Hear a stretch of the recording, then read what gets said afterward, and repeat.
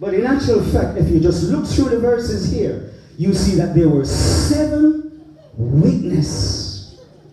My God, why 7 witnesses?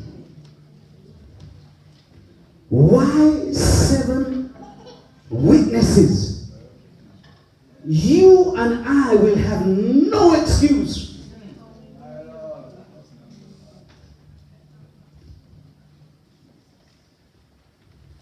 Somebody said it's the perfect number. But there were 7 witnesses to authenticate the word that was spoken here. It is simply saying to us, let me read. Listen to what verse 6 said. Then he said to me, these words are faithful. These words are faithful. They have been authenticated and they are true. You see, in St. Matthew chapter 24, Jesus was on the mount and his disciples came to him and said to him, Lord, what will be the sign of your coming? And note that Jesus didn't tell them. One of the first things in actual fact he said to them was, be careful that you are not deceived. Because there are false prophets who have gone out there. And so be careful that you're not deceived. But let me just read a little bit of that to give you a flavor of what was said here. St. Matthew 24 said, then Jesus went out and departed from the temple. And his disciples came to show him the building of the temple. And Jesus said to them, do you not see all these things? Assuredly, I say to you, not one stone shall be left upon another that shall not be thrown down. But this is the question. Now as he sat on the Mount of Olives, the disciples came to him privately saying, tell us, when will these things be? And what shall be the sign of the coming and of the end of the age? And Jesus answered and said to them, take heed that no man deceive you. Yet we are living in a world of deception. If you don't know, you have problem. You have got to make sure that you know what you know. There are some folks who are so on the borderline that anything shift them and move them. Any gospel just move them. But you have got to know that you know. It has got to be authenticated in your spirit that even the devil from hell will not be able to shift you, will not be able to move you. Some folks are so easily moved. Just one word at a place, folks have said, I'm not coming back to church because they didn't speak to me right. That brother didn't shake my hand. That sister didn't shake my hand. So I'm like, come on, listen, it's time for us to grow up above those things. It's time for us to live above those things now. Listen, it's time to grow up. We can't behave like children. We can't act like children and so forth. We need to grow up and be adults in the house of God. You've got to be able to eat some bones.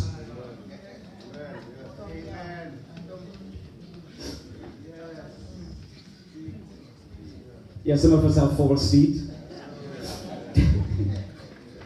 My God, if you're not careful, the teeth come out with the dumpling. But we've got to learn to eat some solid.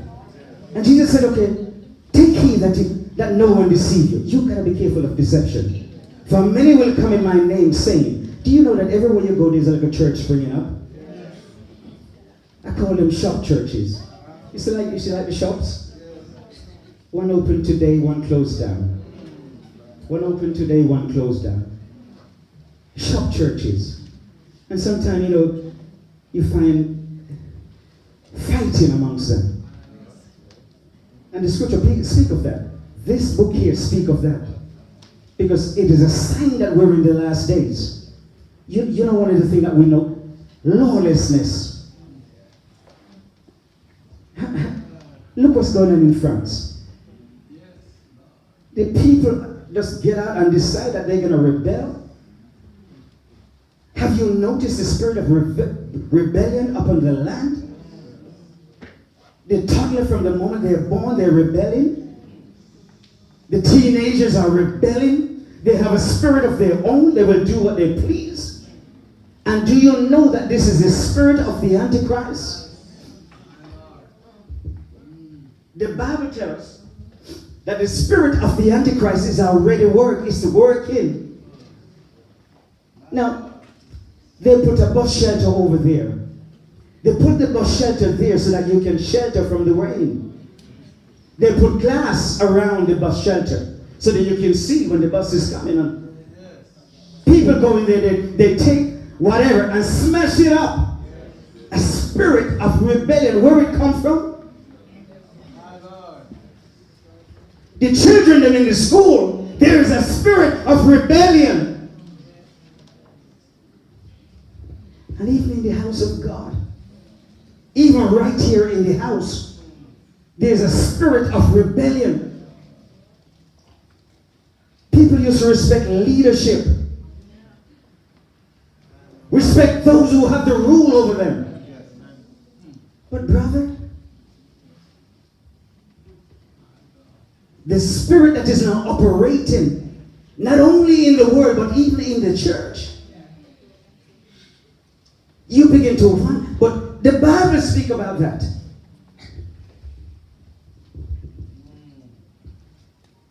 Many shall be deceived. And you will hear of wars and rumors of war. But see to it that you're not troubled. For all these things must come to pass. But the end is not yet. So what the scripture is saying to us, that this is the beginning of sorrow. You know, like the labor pain that the mothers feel when, you know, going to give birth. That labor pain. This is what we're beginning to see. That the government of the world don't know what to do. Mr. Trump, leader of the big nation, is now battling with the nation. He wants to build a wall. Cost $7 billion. The people have said no. And so no civil servant is being paid any money. For months it's been going on. And Mr. Trump is digging his foot in and said, I'm going to get my wall. And the house is saying, you're not going to get your wall. There is a spirit that is operating in the world and is operating in the children of disobedience. Listen, you shall be delivered for this gospel. Verse 9 said, then they will deliver you up to the tribulation and kill you. Are you willing to die for this? Are you willing to die for this? He said, because if this thing is not really in you. I see here where the government is saying that we're not going to imprison you if you commit a petty crime anymore. Because the prison just can't cope, can't deal with it. Now, to me, it seems as if you're giving these people license to go and rob and steal, and that's how it seems to me. But to the government, they don't know what to do. What are we going to do? Because the prisons are overcrowded. They just don't know what to do. And in actual fact, those who commit these petty crimes, they go into prison, they come out worse. Because they go in there, all you do, they have an education that educate them how you ought to have done that crime differently. And so they come out qualified qualified now to really commit the crime. The government don't know what to do. Now, we as a church, as a body of people, we have got to start doing things differently. You see, we call the young one up here to pray for them. That the Spirit of God, because you see, every act that you see in the world, there's a spirit behind it. Yes, there is. There's a spirit behind every action. And if from an early age, you don't take these young ones and begin to speak over their life, even you as a parent in your home, you need to take charge of your children. You need to go into their bedroom, lie on the bed and pray. Cover them before they go to school. Pray over them before they leave home. You just don't know. The devil, the Bible said, is like a roaring lion. You know what the reason why I say that? When a lion roars, you don't know where it is. The roar of the lion is such that you hear the lion roaring, and the likelihood that you run straight to him. The roaring of the lion feel as it filled the whole atmosphere, and you don't know which way to run. And you run straight to the mouth of the lion. I'm saying, okay, it is time for us to do things differently. We as a church, as a body of people, we have got to do things differently. If you keep on looking where you've been looking in 2018, you're going to see the same thing. But if you and if you don't change where you're looking, 2018 will just come over into 2019. It is time for changes. It is time for you and I. Listen, if you find yourself in a place where you feel as if to say that you can't go through anymore, face anymore. You see, you've got to understand that everything that happened to you, God permits it. Whether you accept it or not, God allow it to happen. Because you are in the making. And God is fashioning you. I was saying Tuesday night that, listen, we need to soar above our problem. Brother Leon mentioned, we need to soar above our problem. I said that eagle don't fly with any other bird. Have you ever seen an eagle fly with a pigeon? Eagle only fly with eagle. And you know something about the eagle?